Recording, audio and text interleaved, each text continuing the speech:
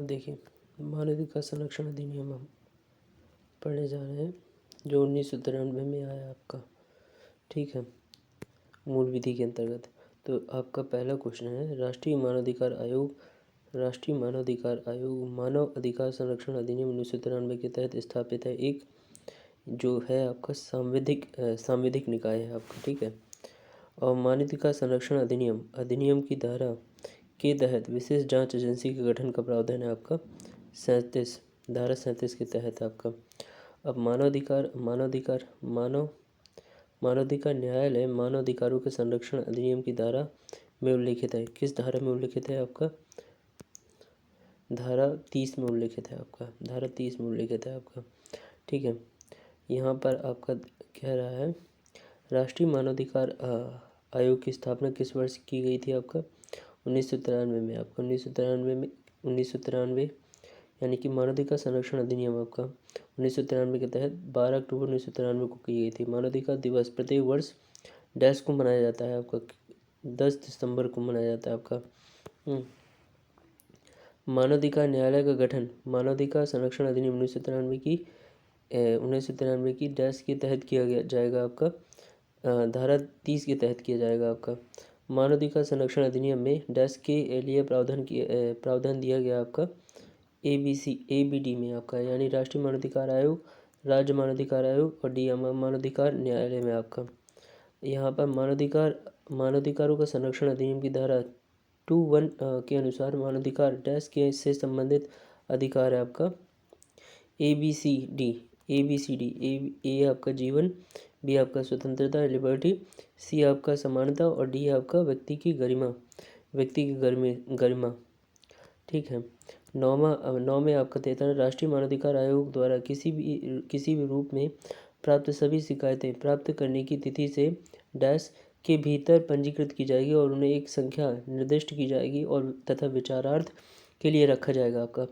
यहाँ पर 1 वीक, यहाँ पर जो डैश है ना आपका, यहाँ पर 1 वीक आएगा, यानी राष्ट्रीय मानवाधिकार आयोग द्वारा किसी भी रूप में प्राप्त सभी शिकायतें प्राप्त करने की तिथि यानी तिथि से 1 वीक यानी एक सप्ताह के भीतर पंजीकृत की जाएगी और उन्हें एक संख्या निर्दिष्ट की जाएगी तथा विचारार्थ के लिए रखा जाएगा। राष्ट्रीय मानवाधिकार आयोग का अध्यक्ष आपका सर्वोच्च न्यायालय के सेवानिवृत्त मुख्य न्यायाधीश या सर्वोच्च न्यायालय के सेवानिवृत्त न्यायाधीश होना चाहिए आपका, ठीक है। अब यहाँ पर किसी एक देश में मानवाधिकारों को बढ़ावा देने तथा इनकी सुरक्षा और निगरानी करने के लिए प्रशासनिक निकाय द्वारा स्थापित राष्ट्रीय मानवाधिकार अधिकार संस्थानों यानी NHRI का एक वैश्विक तंत्र कौन सा है आपका? NHRI का एक वैश्विक तंत्र है आपका राष्ट्रीय मानवाधिकार संस्थाओं के लिए वैश्विक गठबंधन, राष्ट्रीय मानवाधिकार संस्थाओं के लिए वैश्विक गठबंधन आपका, ठीक है। भारत में बाल अधिकारों का संरक्षण, उन्नयन और हिफाजत करने के लिए वर्ष 2007 में एक वैधानिक निकाय के रूप में किसकी स्थापना हुई थी आपका? राष्ट्रीय बाल अधिकार संरक्षण आयोग की। किसकी? राष्ट्रीय बाल संरक्षण आयोग की। अब यहाँ देखिए, मानवाधिकार अधिनियम के तहत राष्ट्रीय मानवाधिकार कमीशन भारत में किस वर्ष स्थापित किया गया था आपका? 1993 में आपका। अब यहाँ देखिए आपका डैश को भारत के मुस्लिम समुदाय की नवीनतम सामाजिक, आर्थिक और शैक्षणिक स्थिति पर एक रिपोर्ट तैयार करने के लिए भारतीय प्रधानमंत्री द्वारा 2005 में अधिकृत किया गया था आपका क्या? सच्चर समिति, ठीक है। सच्चर समिति किसी अन्य देश में रहने वाले व्यक्ति को सम्मन यानी अदालत का बुलावा देने के लिए उस समन को डैश नाम अंतर्राष्ट्रीय समझौते को सभी आवश्यकताओं को पूरा करना चाहिए आपका हेग सर्विस कन्वेंशन आपका। अब यहाँ पर डैश को 7 से 9 अक्टूबर 1991 को यहाँ पर डैश में आपका पेरिस सिद्धांत यानी पेरिस सिद्धांत को 7 से 9 अक्टूबर 1991 को पेरिस में आयोजित मानव अधिकारों के संवर्धन और संरक्षण के लिए राष्ट्रीय संस्थानों पर पहली अंतर्राष्ट्रीय कार्यशाला वर्कशॉप में परिभाषित किया गया था। किसमें? पेरिस सिद्धांत में आपका। अब यहाँ पर देखिएगा आप, मानव अधिकारों की सार्वभौमिक घोषणा की भाषा सभी पुरुषों को समान बनाया गया है। एलेनोर रूजवेल्ट का पसंदीदा वाक्य है, सभी मनुष्यों को समान बनाया गया है में बदलने के लिए कौन जिम्मेदार है आपका? हंसा मेहता आपका। यहाँ पर सभी पुरुषों को समान बनाया गया। यह प्रसिद्ध वाक्यांश अमेरिका के पूर्व राष्ट्रपति फ्रैंकलिन डी रूजवेल्ट की पत्नी एलिनोर एजवेल्ट का है। बाद में भारतीय प्रसिद्ध समाज सेवी, स्वतंत्रता सेनानी, शिक्षाविद और पद्म भूषण 1959 में सम्मानित एवं शिक्षा जगत में अपनी छाप छोड़ने वाले हंसा मेहता जी ने इस वाक्यांश को सभी मनुष्यों को समान बनाया गया है के रूप में बताया था आपका। ठीक है। मानवाधिकार का प्रथम सम्मेलन अंतर्राष्ट्रीय किस देश में आयोजित किया गया था आपका? तेहरान। किस में? तेहरान में आपका। ठीक है। मानवाधिकार संरक्षण अधिनियम 1993 के तहत उसके अध्यक्ष व सदस्यों की नियुक्ति कौन करता है आपका? राष्ट्रपति करता है। कौन करता है? 1993 की धारा 4 के अंतर्गत अध्यक्ष और सदस्यों की नियुक्ति राष्ट्रपति करता है। थाने में मानवाधिकार संरक्षण के लिए आप किस प्रकार कार्य करेंगे आपका? उच्चतम न्यायालय के निर्णय DK बसु बनाम पश्चिम बंगाल के निर्देश का पालन करेंगे। ठीक है। अब यहाँ पर मानवाधिकार संरक्षण अधिनियम 1993 के तहत राष्ट्रीय मानवाधिकार आयोग का मुख्यालय कहाँ होगा आपका? दिल्ली में आपका। राष्ट्रीय मानवाधिकार आयोग का अध्यक्ष कौन होता है आपका? उच्चतम न्यायालय का पूर्व मुख्य न्यायाधीश आपका। उच्चतम न्यायालय का पूर्व मुख्य न्यायाधीश आपका। अंतर्राष्ट्रीय विधि के क्षेत्र है आपका। अंतर्राष्ट्रीय विधि के क्षेत्र है उपरोक्त सभी, यानी अंतर्राष्ट्रीय संधियाँ, अंतर्राष्ट्रीय रूढ़ियाँ, न्यायिक विनिश्चय आपका। न्यायिक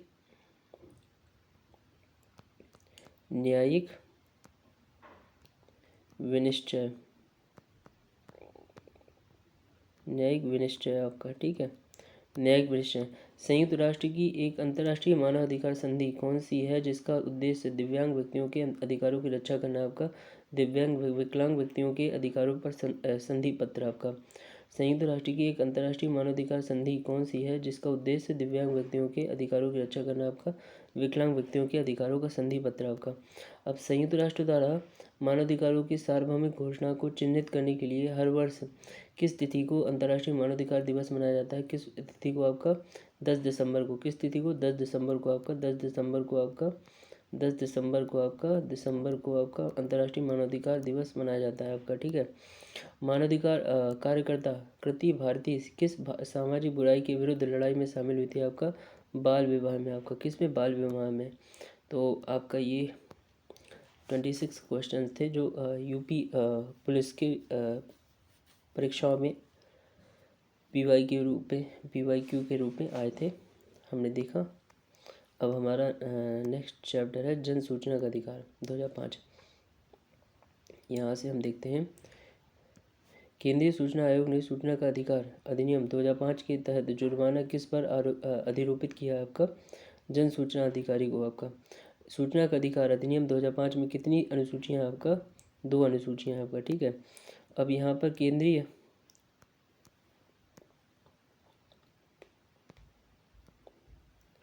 केंद्रीय सूचना आयोग का गठन किस अधिनियम के तहत किया गया था आपका? केंद्रीय सूचना आयोग का गठन राइट टू इन्फॉर्मेशन एक्ट 2005 के तहत।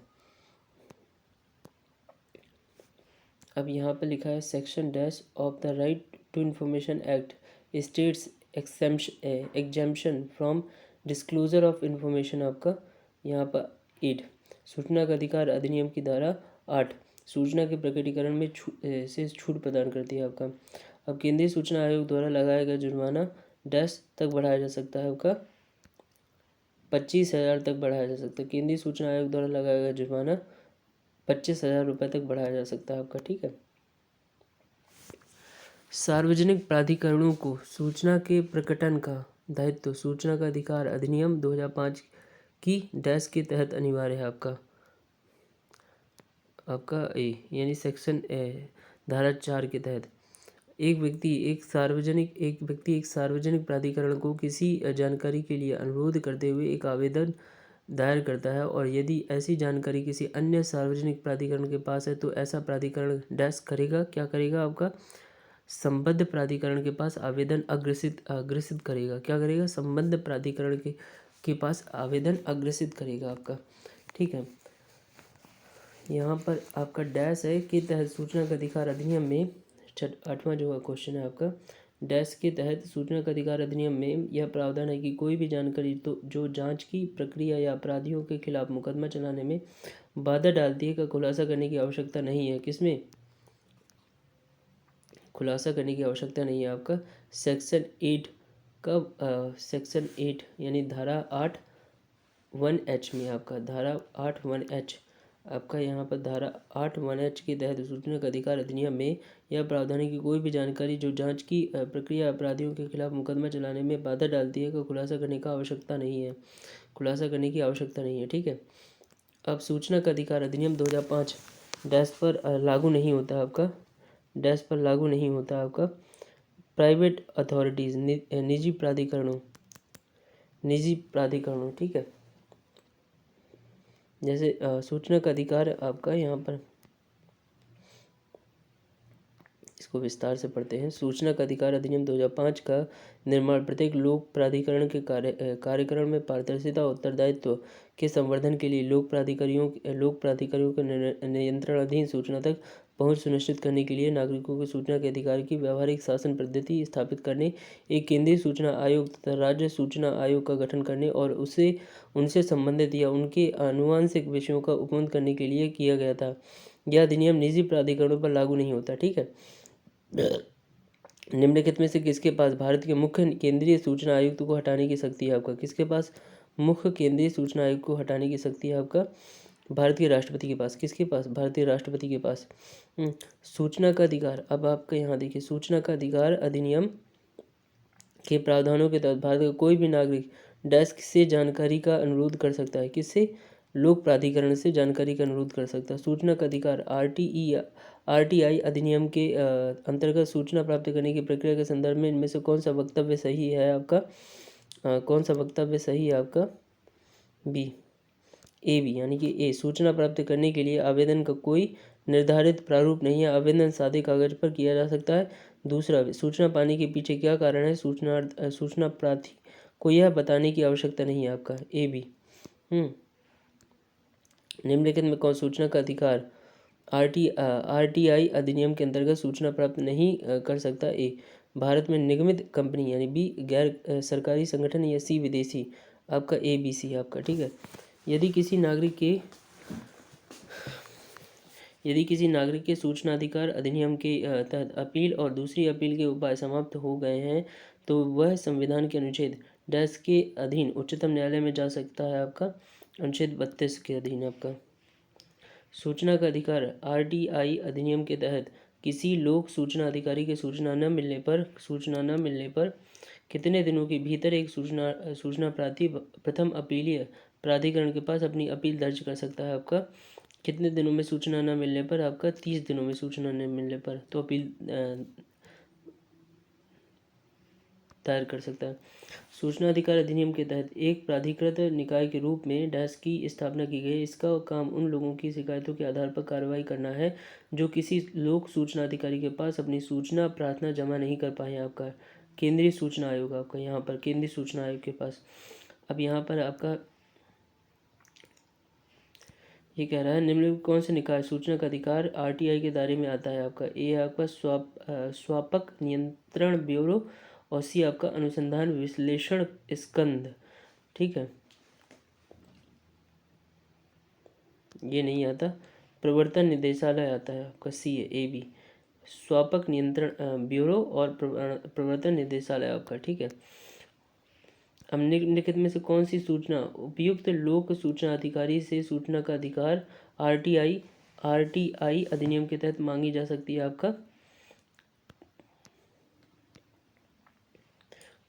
आपका ए बी, यानी कि किसी भी परीक्षा संचालक निकाय, यानी उदाहरण स्वरूप JAIET, यानी गेट, जी कह रहा हूँ,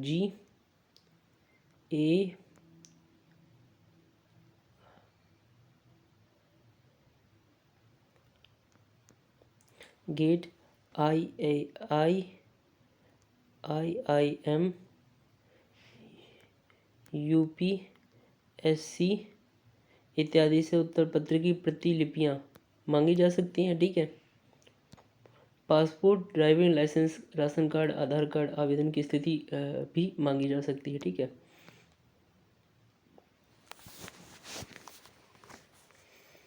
अब यहाँ पर सूचना का अधिकार यानी आरटीआई अधिनियम के अनुसार यदि मांगी गई जानकारी एक व्यक्ति के जीवन और स्वतंत्रता से संबंधित है तो जन सूचना अधिकारी को डैश दिनों के भीतर अनिवार्य रूप से आरटीआई का जवाब देना होता है आपका 2 दिन। अगर लोक सूचना अधिकारी सूचना का अधिकार अधिनियम के तहत विनिर्दिष्ट अवधि के भीतर सूचना प्रार्थी को सूचना देने में असफल हो तो उसे कहा जाता है आपका, क्या कहा जाता है, मानित अस्वीकृति। क्या कहा जाता है? मानित अस्वीकृति। ठीक है, मानित अस्वीकृति आपका कहा जाता है।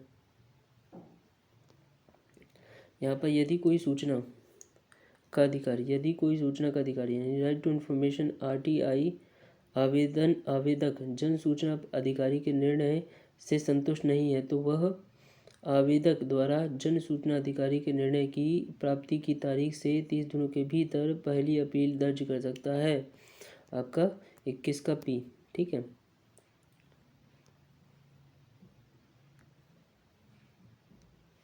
सूचना का अधिकार आरटीआई अधिनियम 2005 के तहत लोक प्राधिकारियों के दायित्व को डैश में वर्णित किया गया है। किस में वर्णित किया गया? धारा 4(1) में वर्णित किया गया।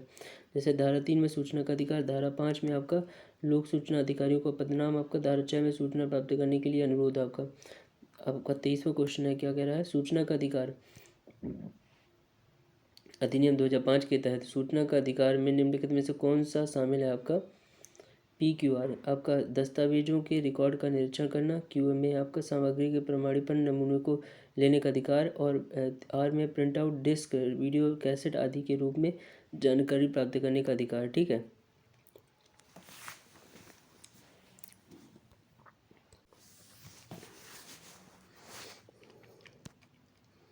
यहाँ देखिए सूचना का अधिकार आरटीआई अधिनियम की कौन सी धारा केंद्रीय सूचना आयोग CIC केंद्रीय सूचना आयोग के साथ साथ राज्य सूचना आयोग को भी यह अधिकार देती है कि वह सरकारी प्राधिकरण लोक सूचना अधिकारी PIO के प्रथम अपीलीय प्राधिकरण FAA के विरुद्ध शिकायतों की भी जांच करे। आपका धारा 18 निम्नलिखित में कौन सी सूचना अधिकार अधिनियम के अंतर्गत उपयुक्त लोक सूचना अधिकारी से मांगी जा सकती है? आपका A, B दोनों, यानी कोई कॉलेज अथवा पाठ्यक्रम विश्वविद्यालय अनुदान आयोग के द्वारा अनुमोदित है या नहीं। B में आपका सांसद विधायक निधि का इस्तेमाल तथा ग्राम पंचायतों के व्यय का विवरण। आपका सूचना का अधिकार आरटीआई अधिनियम के प्रावधानों के मुताबिक प्रथम अपीलीय प्राधिकारी से संतोषजनक उत्तर न मिलने पर कितने दिनों के भीतर कोई व्यक्ति मुख्य सूचना आयुक्त के पास अपील दर्ज कर सकता है? आपका 90 दिनों के भीतर। कोई भी लोक सूचना अधिकारी सूचना प्रार्थी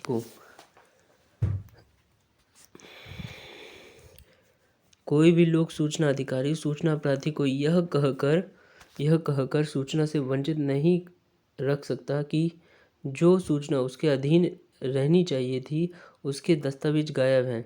इसे लोक अभिलेख अधिनियम 1993 का उल्लंघन माना जाएगा और इससे अधिकतम कितने साल की कारावास की सजा हो सकती है? आपका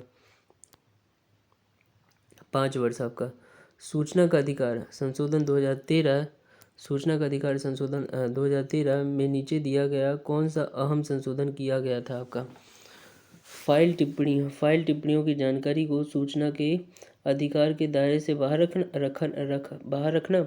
दूसरा है राजनीतिक दलों को सार्वजनिक प्राधिकरण की परिभाषा के दायरे से बाहर रखा जाए और इसलिए वे सूचना के अधिकार के अंतर्गत भी ना आए। आपका सिर्फ B, ये वाला B कौन सा? राजनीतिक दलों को सार्वजनिक प्राधिकरण की परिभाषा के दायरे से बाहर रखा जाए और इसलिए वे सूचना के अधिकार के अंतर्गत भी ना आए। ठीक है, कौन सी जानकारी सूचना का अधिकार आरटीआई अधिनियम के तहत साझा नहीं किया जा सकता? आपका A और B। A आपका बौद्धिक संपदा के बारे में, B आपका विदेशी सरकारों से प्राप्त सूचना। आपका सूचना का अधिकार अधिनियम का मूल उद्देश्य सरकार के कार्यों में डैश को बढ़ावा देना। आपका PQ। P आपका पारदर्शिता, Q है आपका जवाबदेही। निम्नलिखित में कौन सा केंद्रीय सूचना आयोग के बारे में सच नहीं है?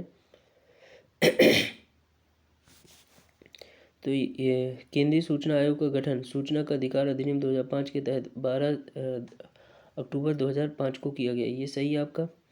फिर श्री राजीव माथुर वर्तमान मुख्य सूचना आयुक्त हैं, ये गलत है। लोकसभा में विपक्ष का नेता केंद्रीय सूचना आयोग को नियुक्त करने वाली समिति का सदस्य होता है, ये सही है। आयोग का क्षेत्राधिकार सभी केंद्रीय लोक प्राधिकरणों तक है, ये भी सही है आपका।